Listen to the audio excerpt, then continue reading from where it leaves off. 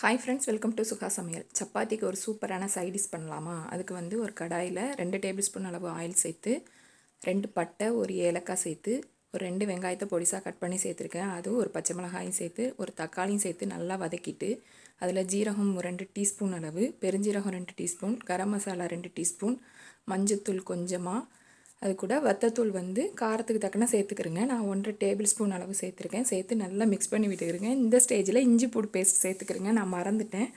அதனால் நான் இந்த தண்ணியை மிக்ஸ் பண்ணோன்னே அதில் 1 டேபிள் ஸ்பூன் அளவு இஞ்சி பூண்டு பேஸ்ட்டை போட்டு நல்லா மிக்ஸ் பண்ணி விட்டுக்கிட்டேன். இப்போ இதுக்கு தேவையான அளவு உப்பு சேர்த்து நல்லா கொதிக்க வச்சுருங்க. கொதிக்கவும் ஒரு கப் அளவு ஸ்வீட் கார்னை உறுத்து எடுத்து அதை அது கூட சேர்த்துக்கிறேங்க. ஒரு மிக்ஸி ஜாரில் ஒரு 4 சில்லு தேங்காய், ஒரு கையளவுக்கு ஸ்வீட் கார்னையும் சேர்த்து நல்லா பேஸ்ட்டாக அரைச்சி அந்த கிரேவி கூட மிக்ஸ் பண்ணி நல்லா கொதிக்க விட்டு மல்லி இலை தூவி இறக்குனா சூப்பரான சப்பாத்திக்கு சாப்பிட்ற மாதிரி ஒரு கிரேவி ரெடி.